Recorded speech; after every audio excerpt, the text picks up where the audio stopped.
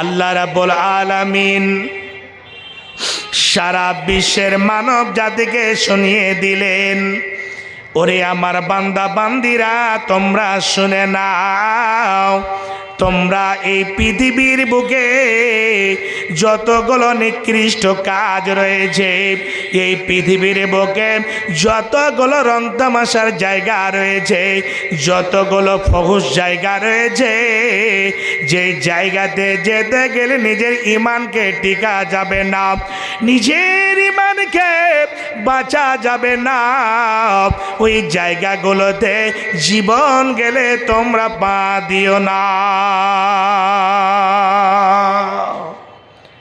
কেমন করে? এই দুনিয়াতে রং তামাশার জায়গা, ফাহিশ জায়গা, জঘন্য জায়গা। হে বাপজান আমার, আপনি যখন রাস্তায় চলতে যাবেন, ডান দিকে আপনি মদের আড্ডা পাবেন, বাম দিকে আপনি তাসের আড্ডা পাবেন। এই পৃথিবীর বুকে মদ, জুয়া, আফিং, চারা, যতগুলো জিনিস রয়েছে, যতগুলো নিষেধাজ্ঞ দ্রব্য জিনিস রয়েছে, ওই সমস্ত জিনিসগুলো আজকে পৃথিবীর বুকে এমন এমন মানুষ খায়। আজকে মুসলমান ভাইরা, আজকে মুসলমানের বাচ্চারা ওই জায়গাগুলোতে গিয়ে সময় কাটাচ্ছে, সকাল থেকে বিকাল পর্যন্ত তাসের আড্ডাতে গিয়ে সময় দিচ্ছে। আজকে দেখতে পাবেন একটা এইরকম ভাবে গায়ের মুহরিমা মেয়ের সঙ্গে একটা গায়ের মুহরিম পুরুষ ফোনের মাধ্যম দিয়ে সকাল থেকে বিকাল পর্যন্ত হেলো খেলোতে মগ্ন হয়ে আছে। হে যুবক ভাই, হে আমার মা বোনেরা, আজকে পৃথিবীর বুকে যতগুলো জায়গা দেখতে পাবেন, এইরকম ভাবে ফিল্মের হল খোলা রাখা আছে, দোকানে টিভি লাগা আছে, ওই টিভিতে গিয়ে এলসিডি গুলোতে ফিল্মের হলে যাত্রা পার্টিতে ন্যাংটা ন্যাংটা মেয়েগুলো ডান্স করছে, নাচ গান করছে। এই মুসলমানের বাচ্চারা সেই জায়গাগুলোতে গিয়ে ছেলে, বাবা, আত্মীয় স্বজন সবাই মিলে বসে বসে দেখে। আল্লাহ রাব্বুল আলামিন বলেন, ওরে আমার বান্দা বান্দিরা, তোমরা শুনে রেখো, এই পৃথিবীর বুকে যতগুলো ফহুশ জায়গা রয়েছে, সে মদের আড্ডা হোক, জুয়ার আড্ডা হোক, জেনার আড্ডা হোক, বেহায়ার আড্ডা হোক, এই পৃথিবীর মধ্যে যতগুলো রং তামাশার জিনিস রয়েছে, ওই জিনিসগুলোর নিকটে তোমরা কখনো যাবে না।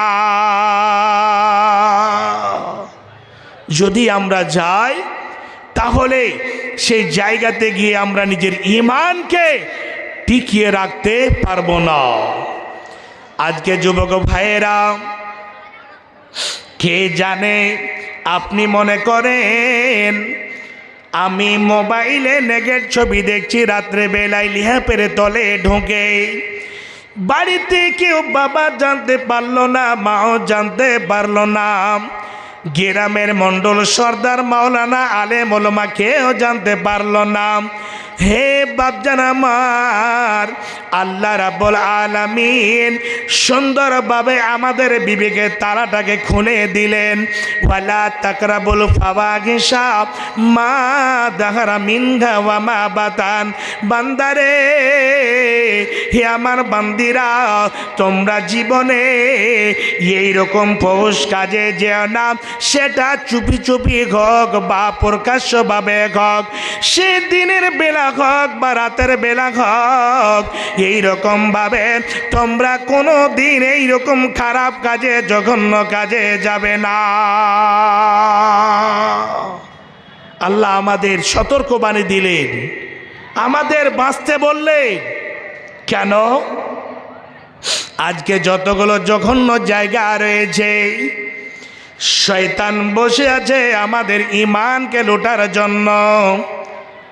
একজন এইরকম ভাই যদি কোনো একটা ভালো ভাই খারাপ এরকম বন্ধুর সঙ্গী যদি হয়ে যায়, সেই জঘন্য বন্ধুর সঙ্গে এক পা দুই পা করে গিয়ে মদের আড্ডাতে গিয়ে বসবে, একদিন দুই দিন কথা বলবে, তারপরে তাকে বলবে বন্ধু তুমি জনাব অল্প একটু মদটা পান করে দেখো ভালো লাগবে।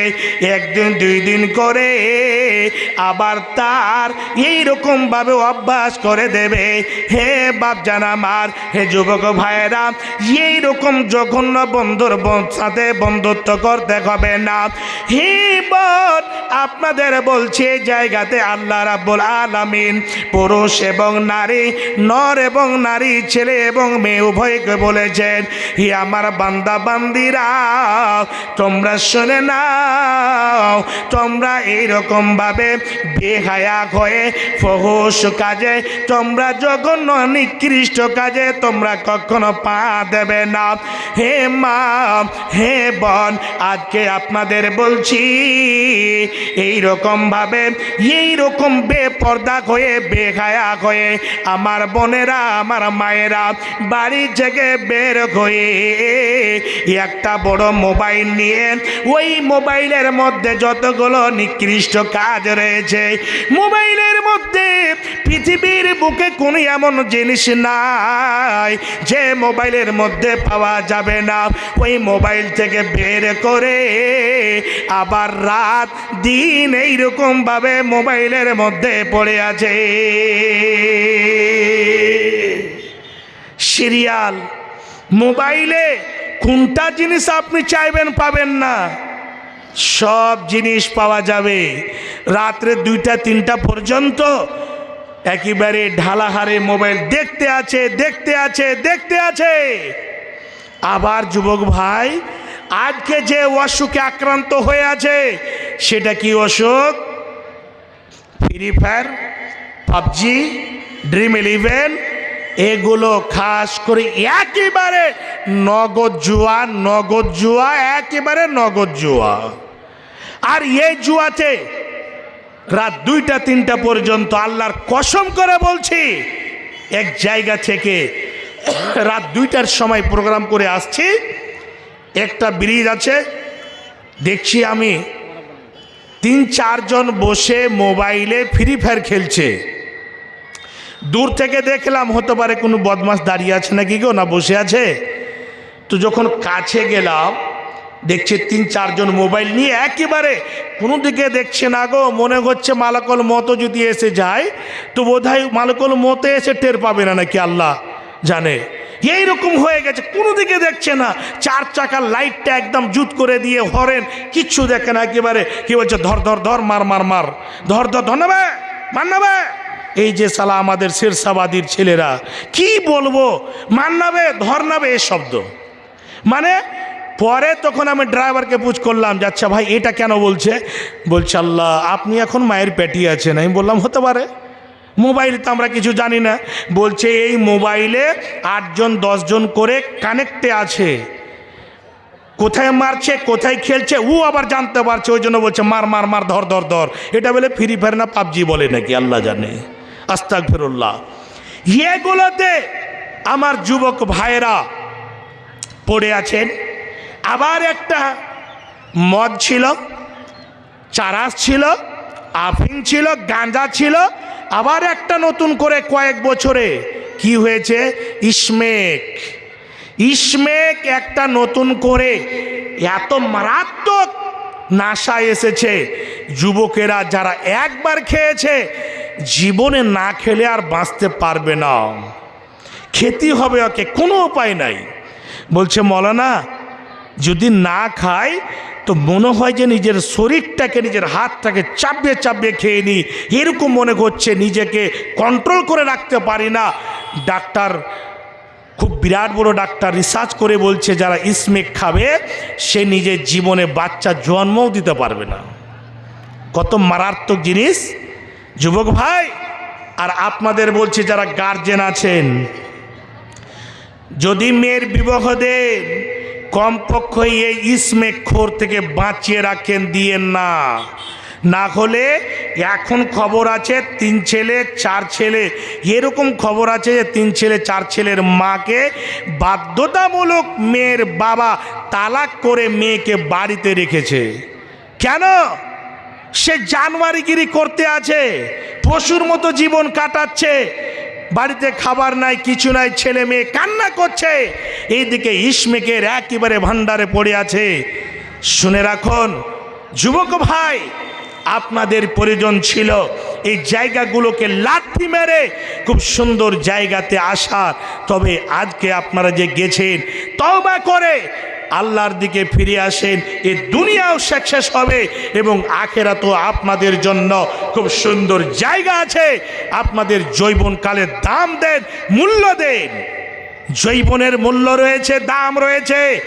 বিশ্বনবী বলছেন এমন একটা সময় আসবে যেদিন মানুষ ছায়ার জন্য তারাহি করবে, ছুটাছুটি করবে, দৌড়াদৌড়ি করবে।